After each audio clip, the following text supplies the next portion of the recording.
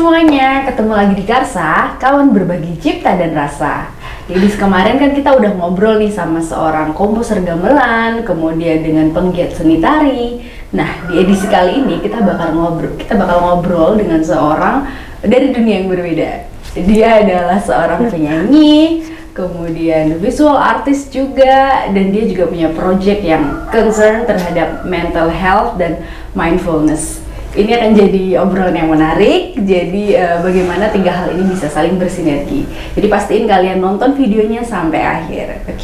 Jadi nggak usah berlama-lama, langsung aja kita ngobrol bareng Gabriela Fernandez. Halo. Ini aku panggilnya Gaby aja ya? Gaby boleh, Gabriel boleh, yang mana Gaby aja? aja deh Gaby aja ya, biar lebih lucu. lebih ringkas. Ringkas ya, bener. Gaby ini kan yang aku tahu kan seorang penyanyi nih, tapi juga gimana pada akhirnya bisa bersentuhan dengan lukis, kemudian dengan psikologi itu sendiri. Itu gimana awalnya? Kalau psikologinya sih emang aku kuliah Kuliah di psikologi. situ ya? Jadi S1-nya aku ambil psikologi di Sanata Dharma dari 2012, tuh udah lama banget. Terus aku merasa sih kok kayaknya bidang aku bukan kayak jadi psikolog yang akan duduk di balik meja gitu rasanya, kayak masa depan aku nggak pengen kayak gitu gitu, kayak jiwa seniku yang sebenarnya dari kecil itu udah didorong sama orang tua juga, kadang sering ikut les atau sering ikut lomba gambar, lomba main piano segala macam gitu, kayak tetap terpanggil gitu, pengen aku seriusin, pengen aku lakukan gitu. Jadi kalau lukisnya sih memang kebetulan karena aku di Jogja gitu ya. Di Jogja itu kan komunitasnya banyak banget. Betul. Yang kita benar-benar bisa belajar banyak hal gitu. Dengan kita aktif mencari gitu kan. Jadi aku ikut komunitas lukis Jogja, terus belajar dari YouTube sih biasanya kalau ini ya, desainnya, atau soal apa ya? Ya memang aku jadi desainer juga gitu pada akhirnya ketika aku lulus. Kalau mau bocor-bocoran nih, sumber pemasukanku ya dari musik sama dari desain gitu. Jadi aku dari panggung ke panggung, sama aku ngerjain ilustrasi atau mungkin ngerjain orderan apa gitu. Nah jadi emang dua bidang ini, musik dan visual art itu udah lama aku tekuni gitu. Jadi sebelum kuliah emang udah ada interest di situ ya? Interestnya ya sebenarnya dari zaman SD, SMP, SMA itu ya udah ke seni. Karena keluarga besar aku terutama banyak yang bergelut di seni. Nggak ada malah yang bergelut di seni. Nggak ada yang bergelut di seni, tapi emang jiwanya tuh jiwa seni gitu. Jadi emang nggak ada yang menyeriusi, bahasanya apa ya? Nggak ada yang menjadikan itu profesi gitu. Cuman ketika kumpul keluarga pasti nyanyi-nyanyi. Oh, aku pemain biola dulu. Pemain biola bukan dalam hal ini ya, profesional gitu. Tapi ketika ada acara adat dia akan main biola, atau misalnya acara kumpul keluarga dia akan ambil gitar, semuanya nyanyi-nyanyi, tiba-tiba udah pecah suara aja gitu. Ya ampun, jadi kayak it's in the blood gitu ya. In the blood gitu. Jadi di keluargaku mungkin orang yang teteh suka gitu ya, kalau ngumpul-ngumpul nyanyi, musik gitu ya. Tapi di keluargaku itu juga emang gitu, kayak emang tradisinya gitu gitu. Gitu. Terus kalau dari keluarga, mungkin lukisnya malah dari keluarga mamaku, opanya mamaku juga dulu pelukis gitu. Jadi kayak om tanteku tuh nggak ada yang bener-bener secara profesional di situ. Iya, secara profesional di situ. Tapi kayak aku yang malah greget gitu. Kayak semua tanteku bilang, tanteku ada yang bilang udah itu hobi aja, jangan diseriusin gitu. Tapi akunya yang ngeyel gitu. Karena aku merasa jiwamu di situ banget ya. Iya gitu. Oke, terus gimana dengan kamu tuh dalam bermusik, dalam lukis itu banyak menyuarakan tentang mental issue gitu. Nah itu apakah itu sebenarnya itu awalnya dari dalam diri kamu sendiri atau gimana kamu bisa concern ke situ? Ya selain karena aku belajar psikologi juga di kampus gitu kan, jadi secara nggak sadar sebenarnya apa yang aku tuangkan ke karya-karya ada unsurnya, ada unsur psikologisnya gitu, walaupun mungkin tipis-tipis gitu kan. Kayak misalnya di lagu-laguku aku ngomong tentang bicara dewasa, itu aku ngomong tentang ketika aku dulu konsernya di psikologi itu psikologi perkembangan gitu. Jadi aku skripsinya pun meneliti di Flores tuh anak-anak TK di sana gitu, gimana mereka punya pemikiran dan lain-lain. Nah terus aku jadi punya concern gimana orang itu ketika dia tumbuh dewasa dia menghadapi masalah yang beda-beda kan, dan itu yang kita semua alami gitu sebagai manusia gitu. Nggak mungkin ada yang nggak ngalamin gitu. Nah jadi kayak masalah-masalah apa yang kita hadapi setelah kita mungkin usia dewasa awal, atau mungkin ketika kita mulai menerima tanggung jawab tertentu gitu kan, atau mungkin justru jadi ada luka-luka yang mungkin kemudian mulai mulai muncul ketika kita bertumbuh gitu. Nah hal-hal itu yang aku tuangkan di lagu. Nah tapi kalau misalnya karya-karyaku baik musik maupun lukisnya itu memang banyak yang memang berakar dari diri sendiri. Karena mungkin kalau teman-teman lain mungkin udah ada bisa sampai ke titik di mana mereka mengangkat isu apa, isu yang memang tidak selalu, mungkin isu memang selalu dari diri sendiri ya. Sebenarnya kayak dari diri dulu melihat ke sekitar, terus apa yang mereka tuangkan. Cuman mungkin kalau orang-orang melihat sekilas kesannya tuh seperti wah Gaby bergumulnya sama diri sendiri terus, Padahal sebenarnya harapanku ketika aku bergumul dengan diri, dengan tema-tema tentang diri, orang-orang lain juga bisa relate gitu kan. Dan mungkin isu ini bukan cuma tentang Gaby gitu. Isu ini mungkin dialami juga oleh orang-orang yang A, B, C, D gitu. Apalagi kan sekarang kesehatan mental itu mulai banyak yang aware gitu kan. Jadi harapannya sih bisa semakin menemukan titik tengahnya gitu.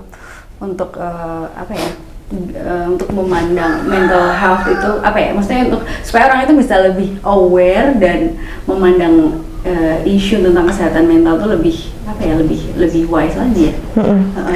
Dan mungkin ini kaitannya sama aku yang dulu kuliah psikologi dan nggak pengen jadi psikolog di balik meja gitu. Aku ngobrol sama seorang sahabat aku, ya aku kan awal-awal setelah kuliah lulus nggak pengen kerja kantoran, itu kan dilema ya, mau kemana, mau ngapain, mau menuangkan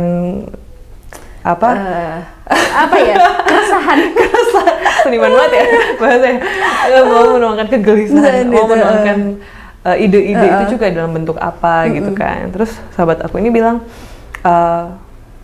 kamu tuh punya banyak banget cara Gap gitu, ketika orang-orang lain mungkin agak sedikit membatasi diri untuk kemudian harus begini, kamu bisa lewat lukismu, kamu bisa lewat musikmu gitu. Dan bahkan ketika misalnya ini belakangan aku seneng mempelajari mindfulness gitu, aku ikut meditasi di sana sini, ikut komunitas gitu. Aku mencoba membentuk sendiri caraku gitu, yang mungkin ada sedikit ya referensi yang pernah melakukan itu di belahan dunia lain mungkin, tapi kalau di Indonesia masih agak jarang sih kayaknya. Aku mencoba mengolah atau menggodok caraku sendiri, metode yang aku coba risetkan sendiri gitu. Kalau belakangan ini aku bikin mindful drawing, sama expressive painting. Jadi itu sebuah usahaku untuk kemudian bagaimana sih musik yang aku jalani selama ini, lukis yang juga aku jalani selama ini, sama psikologi atau kesehatan mental yang aku concern kan selama ini tuh bisa jadi satu dalam sebuah kegiatan gitu. Jadi kalau misalnya mindful drawing itu sendiri, itu sebenarnya aku mengajak teman-teman untuk tanda kutip bermeditasi, tapi dalam bentuk gambar. Jadi mereka menggambar gitu? Menggambar, jadi aku sering bikin kelas-kelas gitu, workshop, pesertanya akan aku ajak menggambar, tapi untuk stress relief. Dan untuk berefleksi gitu, bukan untuk show off atau bukan untuk keren-kerenan, bukan untuk belajar skill, bukan untuk itu, tapi untuk proses ke dalam diri. Terus yang lebih ada kaitannya sama musik itu yang belakangan ini lagi coba aku bangun itu painting to music atau expressive painting, sebenarnya istilahnya pun aku juga masih mencari gitu ya.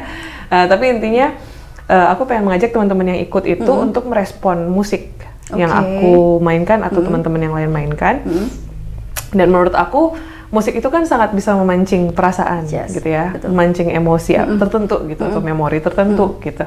Nah, ketika biasanya kita hanya pasif mendengarkan, nah di situ aku ajak untuk ayo aktif juga untuk menuangkan apapun yang kamu rasakan itu lewat warna sama bentuk gitu. Warna sama bentuk, tapi tetap aku pandu gitu. Jadi nggak aku lepas bener-bener gitu kan. Pandunya pun sebenarnya bukan yang kayak ada benar dan salah, ada step by step yang strict gitu. Enggak, karena menurut aku setiap orang itu pasti punya keunikannya masing-masing, caranya mengekspresikan diri masing-masing, yang kadang kita sendiri juga nggak menyangka gitu, surprising aja gitu.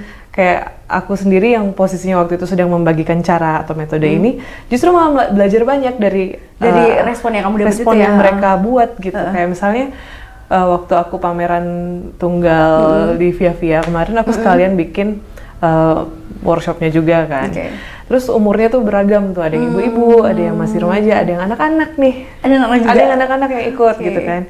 Terus menariknya, yang anak-anak ini justru dia yang paling liar. Oh, gambarannya lebih paling ekspresif gitu. Dia berani mencoba sesuatu yang baru, kayak yang lain mungkin masih berani pakai kuas gitu. Dia tiba-tiba udah pakai botol catnya digini-giniin gitu. Eksploratif banget. Terus digini-giniinnya, terus kayak oke, ini menarik gitu. Iya, itu jadi apa ya? Itu surprising ya buat kamu ya. Surprising. Berarti itu konsepnya kamu menyanyikan sebuah lagu dan kamu meminta pengunjung itu yang datang, teman-teman yang datang itu untuk merespon lagu kamu melalui sebuah gambar gitu ya. Kalau itu aku masih kemarin tuh yang di Sailing Home itu aku pakai musik dari teman-teman musik Suteja. Jadi ada teman-teman aku di bidang musik, dia bikin project duo, cello sama piano. Nah, mereka bikin musik yang menurut aku sangat dinamis gitu. Menurut aku sangat bisa menggugah gitu. Aku kan sangat memilih musiknya ya. Dan kemudian itu aku play, aku putarkan, dan aku kemudian bisa fokus untuk mengajak dan menjaga teman-teman sih sebenarnya. Jangan sampai ini ada yang tiba-tiba, karena emang ada yang nangis, ada yang teringat memori tentang, misalnya ada yang ingat ibunya atau ingat tentang masalah apa yang sedang dihadapi gitu. Jadi energinya itu perlu dijaga gitu. Nah, tapi itu sih memang kita merespon musik untuk kemudian kita tuangkan ke dalam rasa, ke dalam warna, dan kemudian kita refleksikan. Setelah itu ada momen refleksi dan saling sharing. Nah itu momen sharing itu ngasih energi tersendiri nggak sih buat kamu? Banget sih, banget. Karena itu tuh kayak kita jadi bikin ruang untuk saling. Karena apa ya, saling sharing itu tuh menjadikan ya kita jadi nggak merasa bahwa kita nggak sendiri gitu. Begitupun semua teman-teman yang mengikuti kegiatannya gitu. Di awal mungkin udah dikasih tahu bahwa ini adalah safe space, ayo kita usahakan untuk tidak saling menjudge, kita mendengarkan secara atentif gitu, dan kemudian ya kita saling bercerita aja, tapi memang dibatasi ya, terserah mau menceritakan yang mana, tidak ada paksaan gitu. Tapi kemudian pada akhirnya momen saling sharing itu jadi kayak momen yang wow, aku bisa melihat jiwa seseorang lewat ceritanya, lewat gambar yang dia buat gitu. Kayak dia benar-benar menuangkan jiwanya dalam gambarnya, potong kisahnya di dalam situ. Dan itu kayak yang aku selalu tekankan adalah bahwa setiap orang itu punya daya cipta gitu. Setiap orang itu nggak usah takut, nggak usah membatasi diri gitu. Biasanya di awal semua yang datang itu akan bilang aku nggak bisa gambar, gambarku jelek, aduh aku bikin garis lurus aja nggak bisa gitu kan. Biasanya aku tanyakan dulu juga gitu kan, pengalamannya menggambar seperti apa. Oh, ada yang memang udah sering, ada yang emang hobi, ada yang belum pernah sama sekali, ada yang pernahnya terakhir waktu SD disuruh gambar gunung dan matahari gitu kan. Tapi poinnya nggak di situ ya? Tapi poinnya nggak di situ. Bagus-bagusan gambar. Bukan bagus-bagusan. Dulu kita waktu belajar kesenian kita dinilai gitu, dikasih nilai 80, bintang 3, bintang 2 gitu kan. Padahal emang bisa kita menentukan seni itu lewat angka gitu kan. Mungkin emang kalau tujuannya untuk teknik ya memang bisa gitu. Cuman kalau kaitannya untuk berproses sama diri itu nggak bisa, dan justru malah kita nggak bisa membandingkan satu sama lain gitu. Karena kecenderungannya gitu ya, mungkin kalau nggak diingatkan di awal, teman-teman mungkin akan lirik-lirik ke sebelah, terus ya mungkin ini bagus biasanya gitu, terus nanti malah siut gitu. Aku selalu ajak, kita nggak membandingkan, kita benar-benar berproses sama diri. Itu anggap aja kayak kanvas itu kayak cermin, kamu lagi ngomong sama diri, tuangkan dirimu di situ. Nggak peduli itu bagus atau pokoknya kita justru malah menghilangkan label bagus atau jelek gitu. Itu sih, dan ya banyak belajar sih aku justru dari proses-proses itu. Jadi dari yang awalnya kamu pengen membantu mereka untuk mengekspresikan diri mereka, akhirnya malah jadi kamu juga dapat energi dari mereka juga kan. Jadi saling bertukar energi, Iya, jadi banget, menguatkan gitu.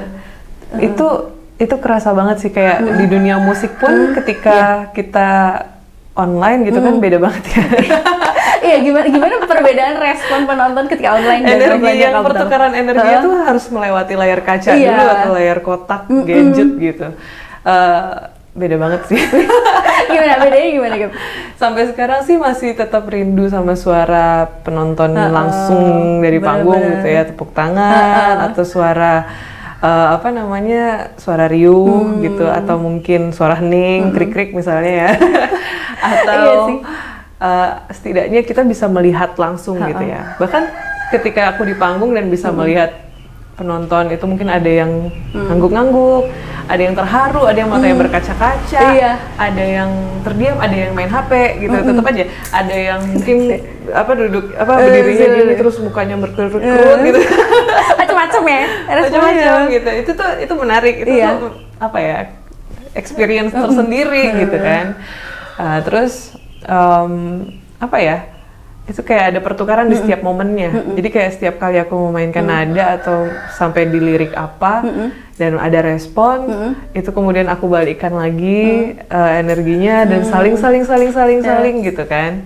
Nah, ketika online beberapa kali aku diundang untuk nampil secara tapping atau online gitu. Memang ada sih komen gitu ya, live chat gitu. Cuman kan kita nggak bisa lihat sebagai performer. Itu admin ya yang balas Iya. ya?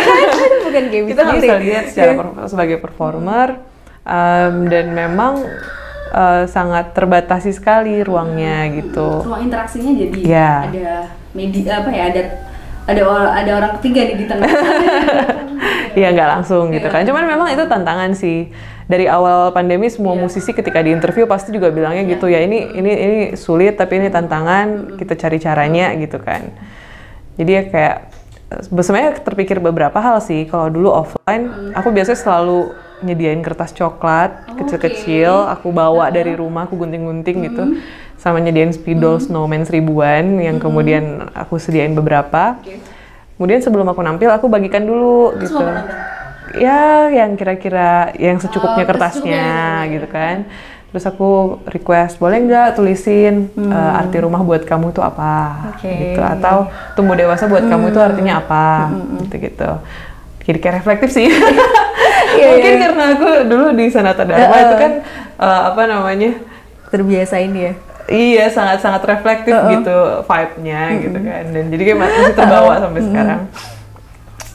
Dan terus aku sebarkan itu, terus kemudian mereka mengisi, dan biasanya ketika aku tampil nanti aku akan ngajak diskusi atau ngobrol atau berbincang, bercerita tentang itu. Jadi aku akan bacakan sambil musiknya tetap dimainkan, atau mungkin Jadi kayak musikalisasi puisi gitu ya, sedikit. aku nggak baca puisi sih sebenarnya, karena kadang jawaban-jawaban di situ ya lucu-lucu. Oke, iya, kan nggak semuanya puisi sih. Nggak semuanya puitis. Iya, Kan bener-bener. nggak semua orang memang senang mengekspresikannya dengan cara puitis. Kayaknya lucu-lucu juga, gokil-gokil gitu.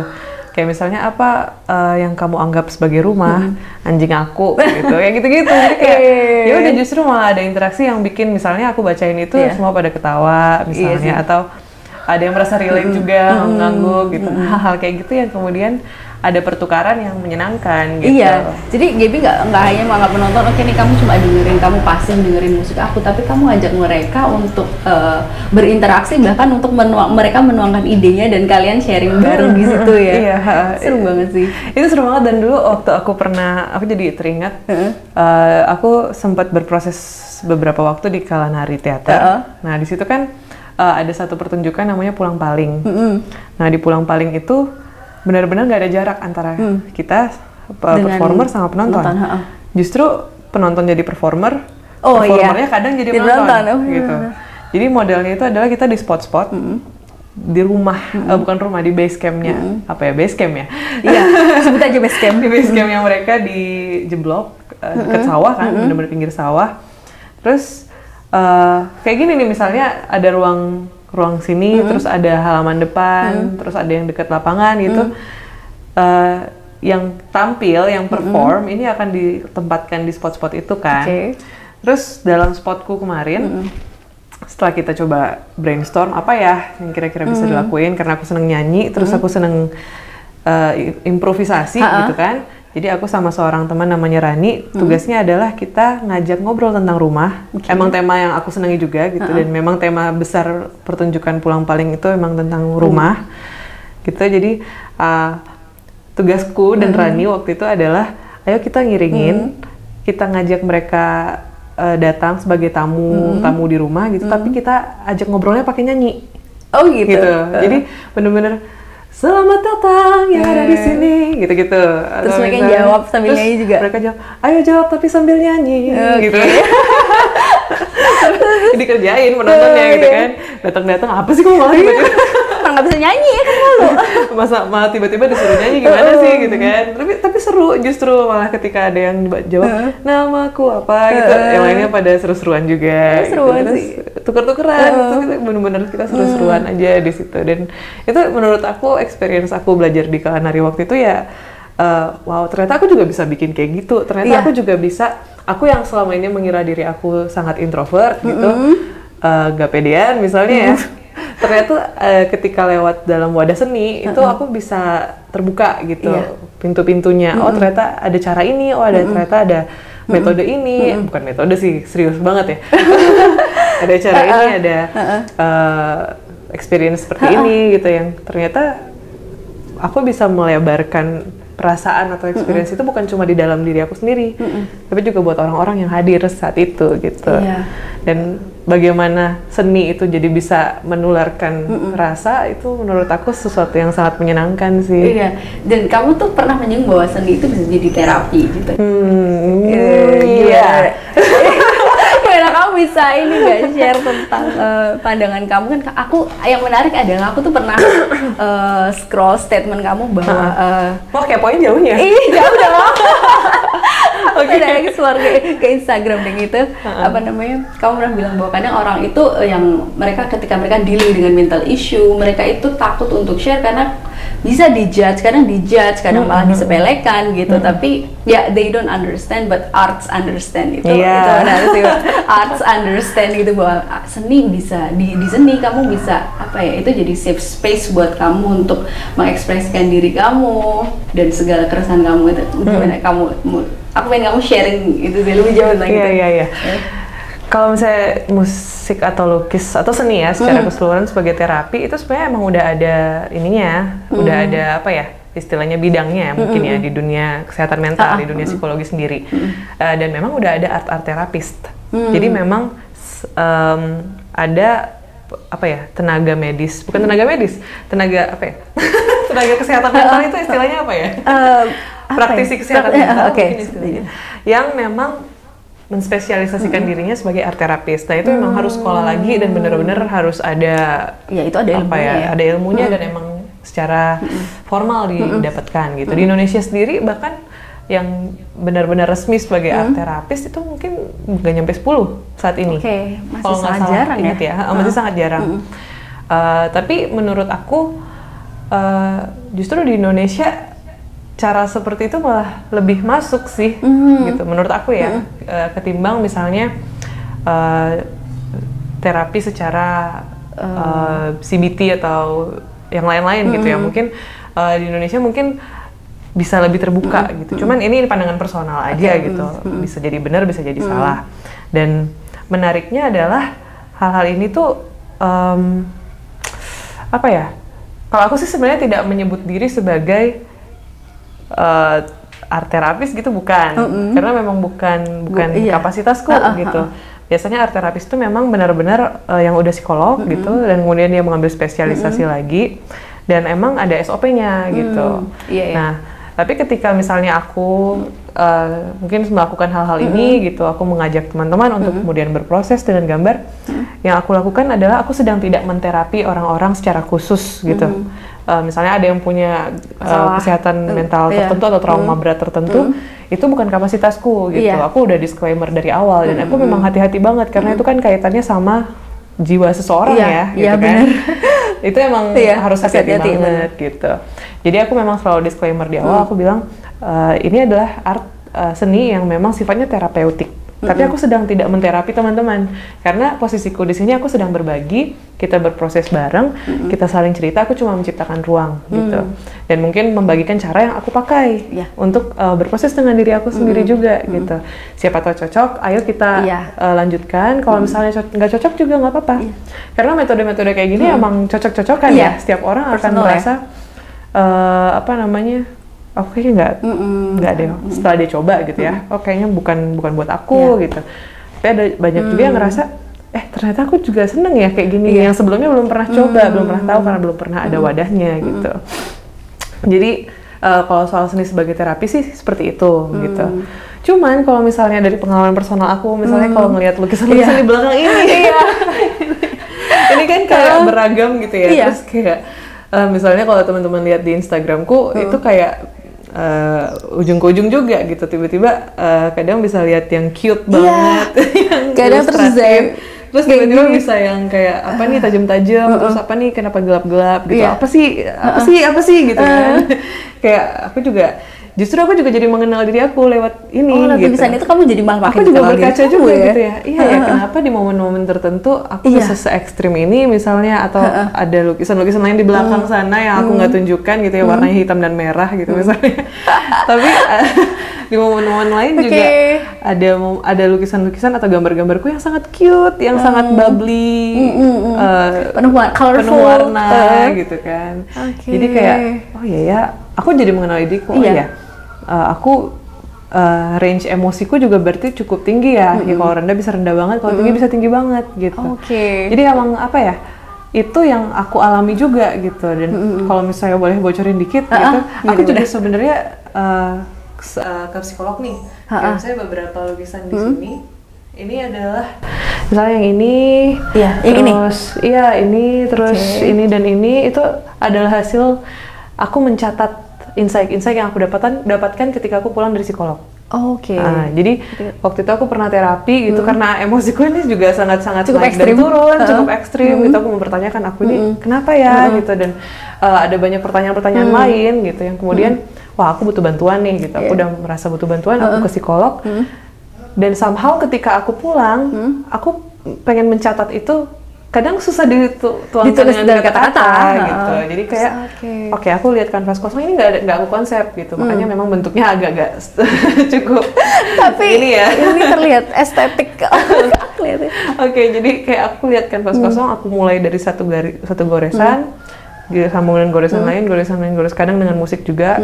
Kemudian ditutup dengan kata-kata yang aku tuliskan, yang aku masih terngiang-ngiang tuh hari itu gitu. Jadi ini jadi catatan perjalanan juga. Reflection gitu. Kamu setelah pulang kamu tuangkan dalam kanvas ya. Itu yang aku ajak teman-teman juga, misalnya ketika di kelas, di workshop itu juga kita nggak konsepin. Kita coba mulai dari satu goresan ke goresan lain, kan konsep mindfulness memang di sini dan kini gitu ya. Kita satu goresan, terus goresan lain, nggak kemudian kita merancang, aku pengen dari awal di konsep gitu ya. Itu malah jadi stressful. Iya bener. Kalau memang bukan untuk profesi ya, beda ya. Nah jadi itu yang aku ajak gitu, dan bahkan ketika aku menggambar lukisan-lukisan ini, itu memang aku berasa hilangnya itu maksudnya hilang di dalam momennya gitu. Maksudnya hilang bukan hilang lost ya, tapi bener sih lost in the moment gitu. Sih kamu drowning, aku benar-benar ada di situ. Aku benar-benar tenggelam dalam arti yang baik gitu, dalam artian aku tidak sedang memikirkan peristiwa-peristiwa lain, tapi memang fokus di momen itu aku adalah Gaby yang sedang menggoreskan sepenuhnya ada di situ, dan itu tuh menurut aku momen-momen yang sangat berharga banget gitu. Precious ya. Precious banget, dan menurut aku ya salah satu inti mindfulness yaitu kamu benar-benar ada di situ. Be present, ada di saat itu. Ya. Jadi itu kayak makna bagaimana seni ini bisa jadi terapi bagi Gaby. Iya, buat aku sendiri itu bisa sangat membantu gitu. Ketika aku punya emosi yang sangat ekstrim nih, kayak ini contohnya aku bikin ini waktu lagi nggak bisa tidur. Gitu. Iya sih, ini aku nggak bisa tidur. Ceritakan apa? Aku nggak bisa tidur, aku nggak tahu. Aku lagi punya kanvas kosong seukuran ini. Aku pasang musik, waktu itu aku ingat banget musiknya itu perkusi dari Afrika gitu, deng gitu. Somehow yang muncul makhluk ini gitu, aku nggak tahu kenapa mereka muncul gitu. Tapi ketika aku sedang menggambar gitu, melukis, tenang aja rasanya, kalem, enjoy tahu-tahu aku benar-benar lupa sama gerombolan pikiranku yang dari tadi menggangguku di atas kasur gitu. Aku benar-benar lupa, pikiran yang mengganggu. Aku benar-benar asik dengan ini, asik, tahu-tahu udah selesai. Rasanya ada kepuasan tersendiri juga. Lega gitu. Lega, satu, emosinya kayak udah tertuang di sini. Yang kedua, aku menghasilkan sesuatu nih, rasanya kayak aduh seneng banget gitu. Aduh kayak wah aku nggak tahu aku bisa bikin jadinya gitu. Itu ada juga sih sebenarnya, aku lupa istilahnya di psikologi apa, tapi bagaimana seseorang menghadapi stres dengan cara-cara yang mungkin tidak menghancurkan barang, tidak destruktif ya, atau tidak marah-marah sama orang, tapi mungkin dengan cara-cara yang aman gitu, tanda kutip ya, mungkin ya itu mungkin. Oke, terus kemudian selain kamu menuangkan diri ke sini, di mana itu bisa jadi media stress relief kamu, tapi ketika kamu dealing dengan orang lain, kamu justru juga dapat energi dari orang-orang itu ya. Ketika kamu mengajak jadi kamu tidak memperlakukan penontonmu atau teman-teman di mindful drawing itu bukan hanya sekedar oke nih aku ngajarin kamu ini, kamu dengerin musikku, tapi sharing tapi interaksi antara kamu dan mereka itu jadi energi tersendiri juga buat kamu. Itu juga part of healing kamu juga. Gitu ya. Menurut aku sih ketika kita berbagi, satu kita ngerasa nggak sendiri tadi ya. Ternyata ketika kita dengar cerita orang-orang lain, kadang kita juga merasa, ya ampun yang dihadapi ini berat banget ya, gitu.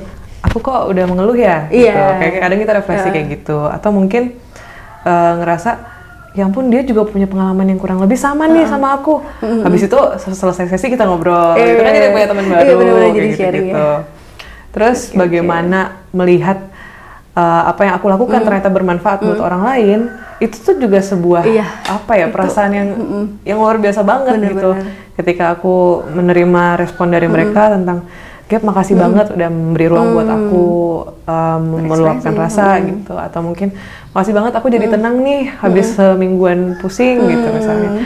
Itu udah kayak oh my god, rasanya tuh ini ya apa ya ya itu terharu bener-bener. Oh ternyata dari proses belajarku itu juga bisa bermanfaat buat orang lain. Sama kayak ketika di awal tadi kita ngomongin tentang tema musikku yang terkesan ngomongin tentang diri sendiri doang. Oh ternyata itu juga bisa relate buat orang lain gitu. Tapi kamu ada nggak yang membangun hubungan dekat pada akhirnya itu mungkin awalnya cuma jadi penonton, itu cuma orang yang ikut proyek kamu, tapi akhirnya bisa jadi deket banget malahan gitu, ada ya? Ada kok. Jadi memang kayak community ya mungkin nggak tahu jadinya jadi apa ya. Sebuah community. dan seni itu mempersatukan kita gitu. Proses ini tuh menjadi satu benang merah di antara kami gitu. Dan memang sampai sekarang seringkali ketika aku dengan teman-teman yang jadi peserta workshopnya waktu itu ya masih korespondensi sampai sekarang, atau masih korespondensi tidak jauh banget ya. Masih keep in touch gitu. Masih berkomunikasi. DM-an atau saling komen di Instagram gitu. Jadi bondingnya, maksudnya hubungannya masih ini ya? Iya. Dan senangnya lagi adalah aku bisa bertemu dengan orang-orang yang juga tertarik dengan healing. Aduh, aku kayak nyebutin kata healing tuh lagi kayak tren banget di sosial media gitu, healing yang sampai nyebelin gitu kan. Tapi ini healing yang aku maksud bukan rekreasi ya. Iya, penyembuhan. Bukan rekreasi dan kita jalan-jalan hura-hura travel gitu. Menurut aku healing itu punya makna yang jauh lebih dalam dari itu. Yang sayangnya jadi bergeser saat ini di kalangan netizen. tapi aku senang akhirnya bisa bertemu dengan orang-orang yang memang punya concern yang sama, punya keinginan yang besar untuk memperbaiki diri, untuk mengolah diri, untuk bertumbuh. Itu menurut aku tribe sendiri sih. Iya. Nah, jadi kayak kadang kan kalau kita cuman ngobrol gini atau aku dengan semua yang ada di sini itu kayak oke, aku mengetahui kamu, aku pernah bertemu dengan kamu, tapi kita nggak pernah tahu personalnya masing-masing gitu. Lucunya dalam kelas-kelas yang aku jalani selama ini, kita jadi benar-benar terbuka personalnya satu sama lain gitu. Aku jadi tahu secuplik jiwa kamu gitu. Aku jadi tahu sedikit cerita tentang dia gitu, dan kemudian itu yang menyatukan kita gitu. Oke, terus dari setiap movement yang udah kamu lakukan, itu kamu ada harapan tersendiri nggak sih, maksudnya untuk orang-orang mungkin tentang mental health itu sendiri, ada nggak yang kamu harapkan gitu? Harapannya sih biar apa ya? Apa yang ingin kamu sampaikan melalui movement kamu? Aku sih pengen mengajak orang-orang untuk kemudian jangan berhenti berproses gitu ya. Karena kayak salah satu lagu yang aku tulis yang jadi singleku terakhir, aku nulis lagu tentang berlayar, On a Sailboat Beneath the Sky judulnya. Oh itu ya? Iya, itu liriknya di situ. Nah, di lagu itu tuh aku mengambil analogi berlayar itu sebagai perjalanan kita dalam kehidupan atau perjalanan kita mengenali diri gitu. Kadang kita merasa udah sampai, bukan ya, kita merasa kita pengen cepet-cepet sampai gitu. Kayak kita pengen cepet-cepet ada di tujuan gitu. Tapi kadang ketika kita berlayar nih misalnya, kita nggak bisa ngelihat daratan, kita ada di tengah-tengah lautan dan kita nggak tahu, mungkin kita nggak bisa memprediksi ya, tapi kita nggak bisa benar-benar tahu momen kita sampai itu kapan persisnya gitu kan. Kadang mesti belok lagi dulu atau kadang kena badai dulu gitu. Iya. Nah jadi itu kayak itu yang aku analogikan dengan perjalanan ke dalam diri gitu. Kadang terasa panjang gitu dan kadang mungkin terasa kok nggak nyampe-nyampe gitu.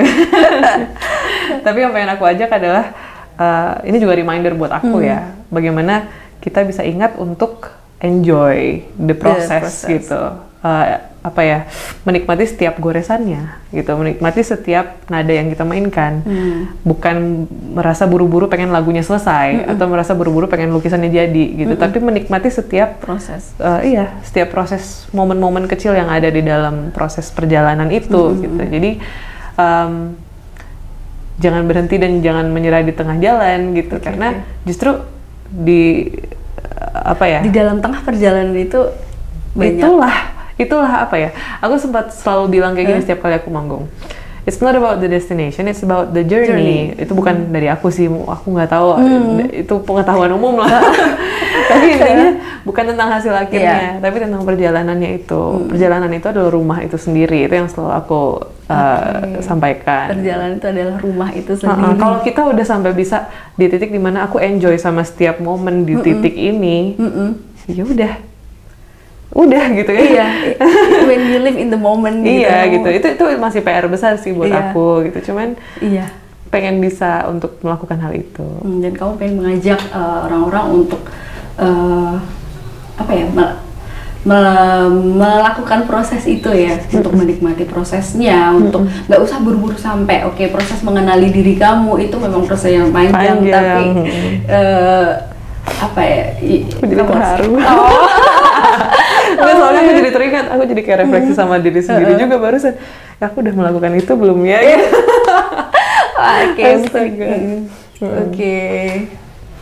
Oke, Gaby, thank you banget ngobrolnya hari ini. Udahan beneran gak ada yang mau ditanya lagi? Sebenarnya masih banyak banget, tapi menurutku ini tadi ini sangat inspiring sih. Aku harap teman-teman Karsa ini tadi juga bisa belajar untuk bahwa proses, untuk lebih menikmati proses dan perjalanan kamu mengenali diri kamu itu, nikmati setiap prosesnya, nikmati setiap, walaupun mungkin itu sakit, mungkin itu luka, tapi kamu harus menikmati itu karena seperti kata Gaby, perjalanan itu sendiri adalah rumah itu sendiri gitu ya. Oke, Gaby, aku juga jadi belajar. Aku juga jadi terefleksikan lagi nih kayak. Momen itu sebenarnya PR banget karena untuk benar-benar hidup di saat ini, di momen ini tuh sebenarnya itu nggak gampang karena kita banyak distract dengan banyak banget gadget lagi zaman sekarang kan. Kita distract dengan hal-hal lain. Dengan pikiran tentang masa lalu sama masa depan. Itu juga kayak kalau misalnya dengerin laguku yang Insomnia Song itu gambaranku terhadap kecenderungan aku berpikir gitu. Aku sangat-sangat kemana-mana gitu, pikirnya lompat-lompat satu sama lain, terus yang kayak gitu. Wah, sampai nggak bisa tidur itu tadi ceritanya. Jadi kamar ini. Gitu. Untungnya jadi bisa tertuang gitu, ada medium gitu. Nah mungkin teman-teman lain yang kayak bingung, aku nggak punya medium, gitu, aku nggak punya cara untuk menuangkan cara.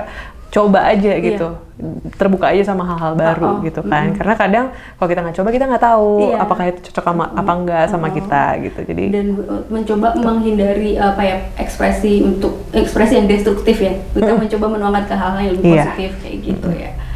Oke, kayaknya aku juga akan mencari cara untuk menuangkan ini. Dan caranya masing-masing. Ada yang mungkin dengan fotografi, dengan nari atau hal-hal di luar seni. Nggak suka harus seni, meneliti, bener. gitu kan. Itu menurut aku hal-hal itu tuh kayak ibadah buat orangnya masing-masing Iya, gitu. bener. Itu personal itu. Momen-momen hilang tadi, momen-momen Iya. hilang itu pasti dirasakan di orang dengan bidang yang beda-beda gitu. Bener. Jadi temukanlah apapun Cara itu. aku sendiri. Oke, Oke. ya ampun. Ini padahal sebenarnya masih pengen ngobrol lagi sih, tapi mungkin kita sambung lain waktu. Oke, buat teman-teman Karsa, thank you banget. Oh ya, jangan lupa kalian juga bisa dengerin lagu-lagunya Gaby ya, untuk supaya kalian bisa lebih mendalami proses-proses kehidupan gitu. Bisa dengerin dia di Spotify ya? Di Spotify bisa, di YouTube bisa. Oke, di YouTube Gabriela Fernandes. Gabriela Fernandes. Oke, kalian bisa langsung cek di YouTube-nya atau Spotify-nya atau di Instagram-nya Gaby. Instagramnya boleh juga. Oke, thank you banget Sobat Karsa. Sampai ketemu lagi di Thank edisi you. selanjutnya.